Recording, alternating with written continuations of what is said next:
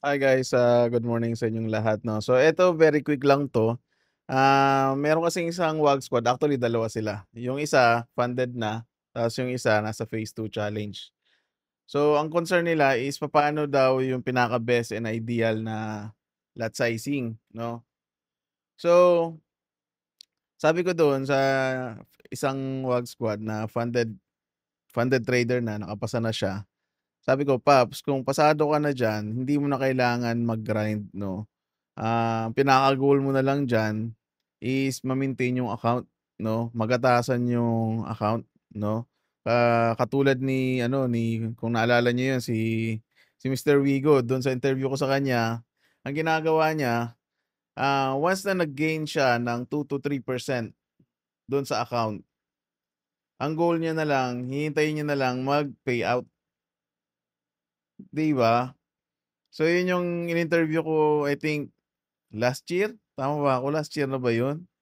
Na kumita siya ng 1,000,000 sa loob ng isang taon 'no.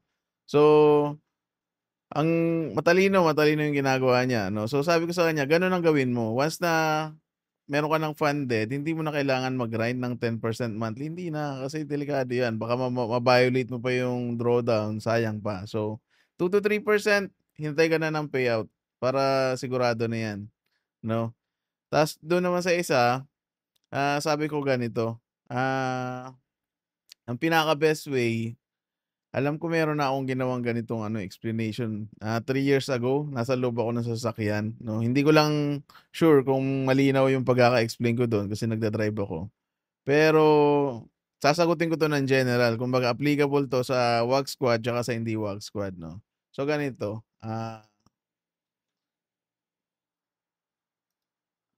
sabi ko, "Paps, kailangan i-consider mo yung lot sizing based doon sa allowable na maximum drawdown, hindi doon sa overall capital." So kung halimbawa 100K yung nilalaro mong funded na account, okay?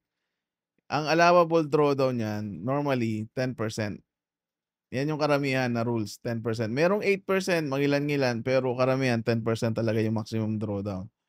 So kung ang allowable na maximum drawdown ng 100K is 10K, kailangan ang lot sizing mo base lang dito sa 10K. Kasi pagka na-violate mo 'yan, hindi mo na rin naman magagamit yung the rest na 90K, 'di ba? So ito lang talaga yung tradable diyan, yung 10K. Gets niyo, guys? So ang lot sizing natin dapat base dito, okay? So kung rule of thumb yung pag-uusapan natin, pinakamabilis, 'di ba, ang rules natin sa WAG squad, kung 1,000 ang capital mo, ang lot sizing per trade mo niyan is 0.01 lot lang. Yan na yung pinaka-maximum. Wag niyong gagayahin yung mga social influencer na $500 lang yung capital, nag-o-open ng 0.10 lot, minsan may 1 lot pa, may nakita pa ako 10 lots. Grabeng leverage nun, pagka nag-against yung market sa'yo dun, talagang sunog ka. So, mali yan, very basic ang ano, lot sizing. Dapat, kung newbie ka, eto yung mga una niyong inaaral, proper lot sizing, computation ng margin, ano yung impact ng leverage, ayan. So kung 2K ang capital, maximum natin na lot size diyan 0.02 lots. Sobrang safe niyan, bakit? Kasi sa WAG system hindi naman tayo nagtatadtad ng trades. Yung nakikita niyo sa ibang grupo na tinatadtad nila, pina-parallel strat nila yung isang level, hindi applicable yan sa atin. So yang 0.02 lots, okey na yan. Kung 3K ang capital, alam niyo na, common sense, 0.03 lots and so on. Okay, so yan yung first rule of thumb natin. Kung naalala niyo dun sa first session, in-explain ko sa inyo na eto lang muna yung gusto kong gawin niyo sa lot sizing kasi, anything 3 to 4 digits na capital, ah yan yung pinakamadali na pag-compute ng lot sizing. Pagka umabot na kayo sa 5 to 6 digits, 'di ba sabi ko, 'pag umabot na kayo sa 5 to 6 digits pataas na capital, i-message niyo ulit ako. Tuturuan ko kayo kung paano mag-compute into detail talaga ng lot sizing niyan, okey?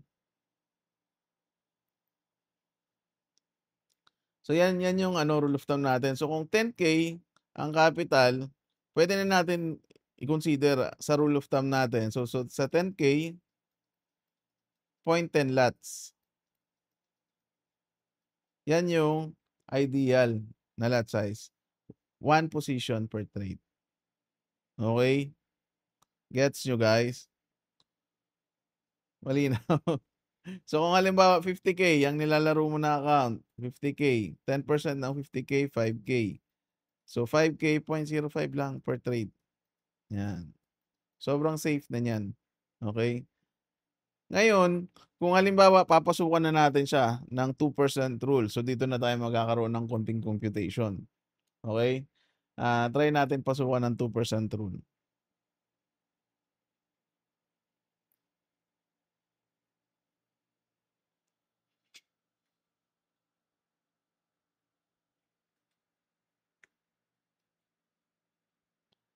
So 2%. So ilan yung 2% ng ayan, 2% rule. Dito na dadali yung iba. I-explain ko sa inyo kung bakit. Kasi akala nila dahil nagto 2% rule sila, tama yung ginagawa nila, safe yung ginagawa nila. Kaya lang dito sila nadadali. Nagto 2% rule sila dito sa 100K. Which is sobrang mali. Isipin nyo kung magto 2% rule ka dito sa 100K, ilan yung 2% rule ng 100K? $2,000. Agad.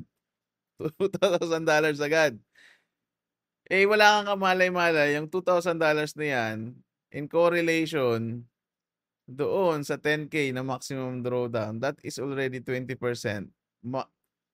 exposure. Expose ka na agad ng 20%. Diba? In correlation doon sa drawdown. Eh, kung maulats ka, 5 araw, 5 days, ulats talaga, wala kang magawa. Wala na, na-violate mo na yung 10% na drawdown. So, mali yung 2% na dito ka sa 100K. So, ang pinakatama, magto 2% rule ka dito sa 10K. Yan yung tama. Okay? Nako, marami na dadali dyan. So, kung magto 2% kayo guys, 2% rules, yan na yung pinaka conservative na madalas na naririnig nyo yung 2% rule. So, 2% rule tayo dito sa 10K. Okay? Yan. So, ilan ng 2% ng 10K? So, $200. Okay, $200. Okay. So, kung $200, tapos gagamitan natin siya ng 0.10 na lot size as per the rule of thumb. No? Ibig sabihin, meron kang 200 pips na pwedeng laruin sa SL. Okay? So, kung halimbawa, meron kang 4 signals, tinignan natin yung scoreboard. Merong valid na 4 signals. So, pwedeng mong i-budget na 50 pips per trade. Mag-vary lang yan, depende sa ratio. No? Basta ang importante, ang point ko lang dito, kailangan total 200 pips. No? Total 200 pips. Okay. Yan lang yung average. Para mabilis lang ang computation. Okay. Eh, boss, what if meron ako nakita na 8 signals? Valid. Pero gusto kong sundin yung 200, gusto kong sundin yung 200 pips na rules or yung $200 na maximum exposure. So ngayon, ang pwede nating i-adjust etong lot size. So ngayon, magpo 0.05 lots lang tayo dito. Ayan, 0.05 lots lang. Para matrade natin yung 8 signals na ang nire-risk pa rin natin 200 pips or $200. Gets nyo guys?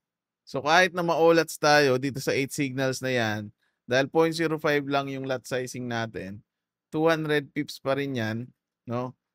Hindi, sorry. 400 pips na pala. 400 pips na yan.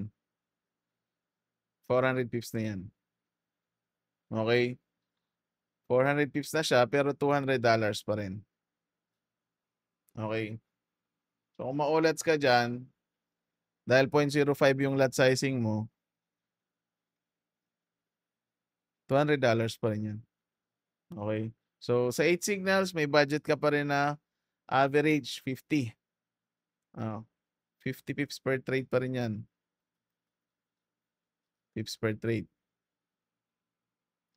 Gets nyo guys? So, kung matalo ka dyan, 0.05 sa 50 pips, mga $25 plus or minus average. Dito kasi 0.1 sa 50 pips, $50. Dito 0.05 sa 50 pips, $25 times 8. Meron ka pa ring $200. Gets nyo guys?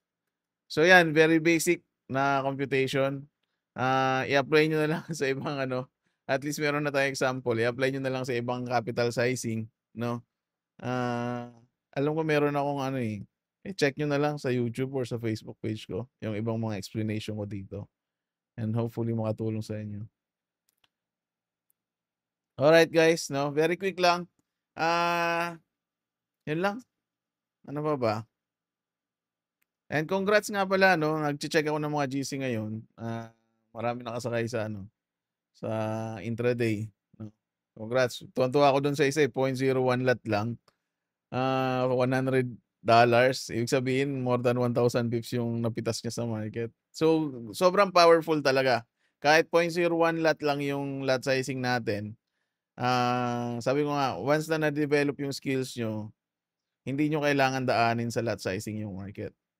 Okay? Statistics, daanin natin sa statistics. Okay? Yun lang guys. Maraming salamat. God bless and good morning. Bye.